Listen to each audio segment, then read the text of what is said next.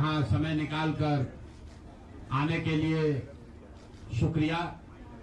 जिस दल को सिर्फ 3.5% वोट मिला है, उसकी प्रेस वार्ता में इतने प्रेस के साथी आए हैं, तो ये दिखाता है कि कुछ तो काम हम लोगों ने सही किया होगा। हम लोग बिहार आज से 3.5 साल पहले व्यवस्था परिवर्तन के संकल्प से आए थे। एक ईमानदार प्रयास किया है और उसमें बिल्कुल सफलता नहीं मिली, ये मानने में कोई गुरेज नहीं है। व्यवस्था परिवर्तन के जिस अभियान को लेकर चले थे, व्यवस्था परिवर्तन की बात तो छोड़िए, सत्ता परिवर्तन भी हम लोग नहीं करा सके, लेकिन बिहार की राजनीति को बदलने में जरूर थोड़ी बहुत भूमिका हम लोगों की बनी है। तो इनका सार आएगा, तो हम लोगों से जरूर कुछ गलती हुई होगी।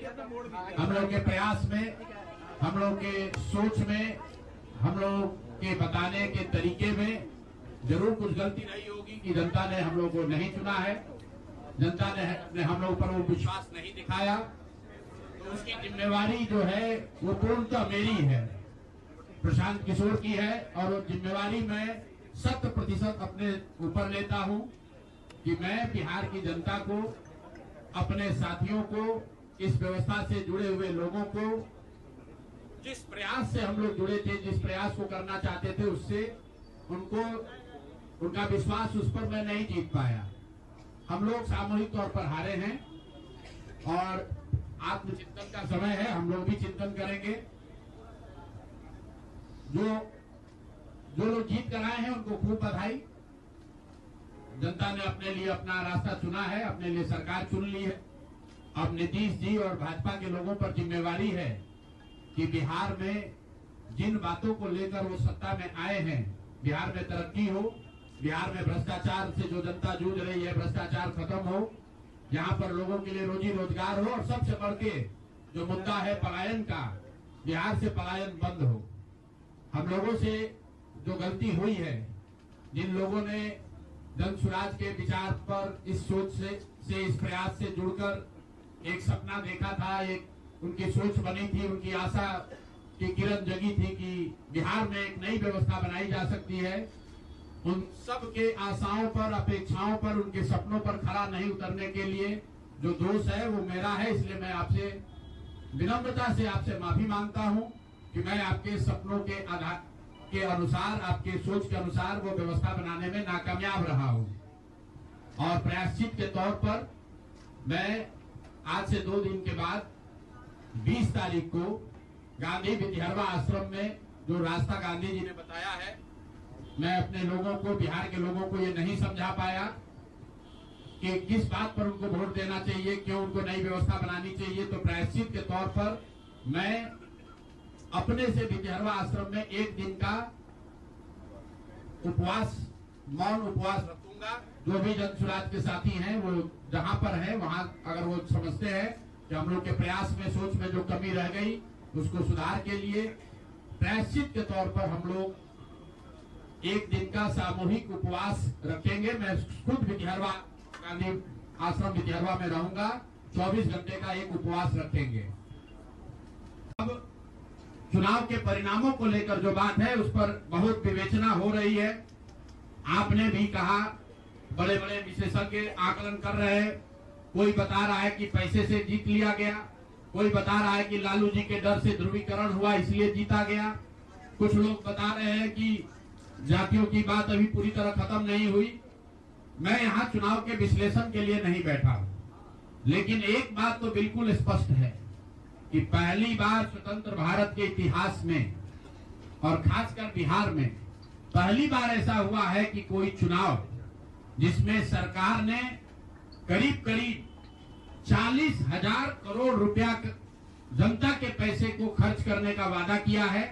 और मुझे लगता है कि वही एक कारण है जिसकी वजह से एनडीए को इतना बड़ा बहुमत मिला है। मैं सिर्फ आपके ध्यान में लाना चाहता हूं कि 10,000 रुपए की बड़ी चर्चा हो रही है। लोग बता रहे हैं कि 10,000 पर लोगों ने वोट बेच दिया। बिल्कुल नहीं है, ये बात सही नहीं है। मेरा आज भी ये यकीन है कि 10,000 रुपए के लिए बिहार के लोग अपना वोट, अपना बच्चों का भविष्य नहीं बेचेंगे।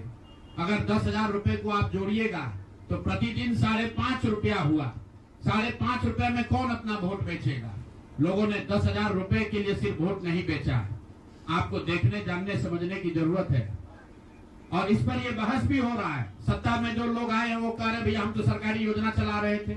जो विपक्ष में है वो कह रहा है हम योजना नहीं चला रहे थे, आप पैसा देके वोट खरीद रहे थे। इसका कोई अंत नहीं है, इस बहस का कोई अंत नहीं है। चुनाव आयोग पर लोग टीका टिप्पणी कर रहे हैं, वो चुनाव आयोग का विषय है। बिहार के बेटा होने के नाते, बिहार के नागरिक होने के नाते मेरा बस एक ही प्रश्न है। हर विधानसभा क्षेत्र में 60 से 62,000 लोगों को कम से कम 10,000 रुपया सीधे तौर पर सरकार ने दिया है। सिर्फ 10,000 रुपया नहीं दिया, ये कहा कि आपको स्वरोजगार के लिए 2 लाख रुपया दिया जाएगा और उसकी पहली किस्त के तौर पर, बयाना के तौर पर 10,000 रुपया उसको दिया गया। और पूरा सरकारी तंत्र लगाया गया लोगों को ये बताने के लिए कि अगर आप एनडीए को वोट देते हैं तो आपको 10,000 रुपए के साथ साथ आने वाले 6 महीनों में 2 लाख रुपए तक की सहायता मिलेगी। इसको करने के लिए पूरा सरकारी तंत्र लगा। जीविका की दीदियों को बैठाया गया, जितने यहाँ पर आशा आंगनवाड़ी सेविकाएं हैं उनकी सैलरी, उनका मानदेय बढ़ाकर उनको जोड़ा गया। लोग कह रहा है भैया काडर कहाँ है? मेरे भाई 2 लाख लोगों को, आप ध्यान रखिए, सिर्फ 10,000 रुपए लोगों को नहीं दिया गया है। हर विधानसभा में, मैं बहुत जिम्मेवारी से जो सरकारी आंकड़ा है वही बता रहा हूँ, हर विधानसभा में 60 से 62,000 महिलाओं को 10,000 रुपया दिया गया है। करीब करीब 1 लाख आंगनवाड़ी सेविका, आशा वर्कर और ममता की से जुड़ी हुई महिलाओं को करीब करीब सरकार ने 10,000 करोड़ रुपया अलग से दिया है।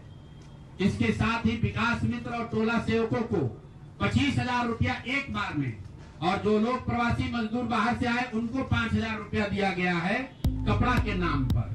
तो कुल मिलाकर 29,000 करोड़ रुपया, करीब करीब 29,000 करोड़ रुपया बांटा गया है। 40,000 करोड़ रुपए की योजनाओं की घोषणा की गई है। अब हम यहाँ इसलिए नहीं बैठे हैं ये कहने के लिए कि इसी वजह से हम लोग चुनाव हार गए। मेरा अब सीधा सरकार से एक आग्रह है कि आपने 2 लाख रुपए देने का वादा किया है, जनता ने आपको मत दे दिया, अब आप सत्ता में बैठे हैं, तो कृपा करके जो 1.5 लाख महिलाएं, 1.5 करोड़ महिलाएं हैं जिनको आपने 10,000 रुपया दिया है, उन सभी महिलाओं को अगले 6 महीने में 2 लाख रुपए तक देने की व्यवस्था कीजिए। क्योंकि अगर वो हो जाएगा तो बिहार से बेरोजगारी दूर हो जाएगी, बिहार से पलायन बंद हो जाएगा। और अगर आपने ये नहीं किया तो ये बिल्कुल स्पष्ट हो जाएगा कि आपने ये 10,000 रुपया किसी योजना के तहत नहीं दिया था, सिर्फ और सिर्फ वोट खरीदने के लिए दिया था। तो वोट खरीदने के लिए पैसा दिया गया है कि किसी योजना के तहत पैसा दिया गया है, सरकारी योजना के तहत। इसका प्रमाण इस बात पर है कि आने वाले 6 महीने में सरकार ने स्वरोजगार के नाम पर जो पैसा जारी किया है, उस क्षेत्र में और पैसा और मदद जारी की जाती है या नहीं की जाती है। हम लोग एक भी विधायक न जीते कोई बात नहीं, जन सुराग। और कई लोगों का सवाल है नीतीश कुमार को 25 सीट आने की बात है, तो मैं आपके सामने घोषणा कर रहा हूँ कि जो 25 सीट हमने बात कही थी उस पर बिल्कुल कायम है।